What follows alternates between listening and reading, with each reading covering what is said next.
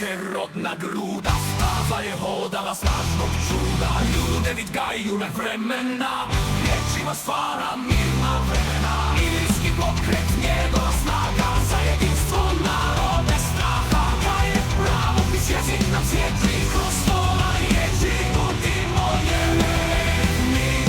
Standardizacija i jezik i slov, kaj je ostavština kao blago novo.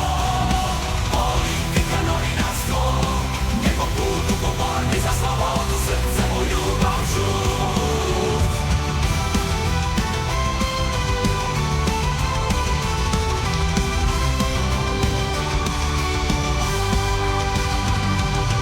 Kulturna baština, blistava svjetlost, književnost, umjetnost, njihovi dostojni časti, sukobi i kontroverze, dio života tvrdog, a ljude ritam graja, pamti s ponosom za mnog.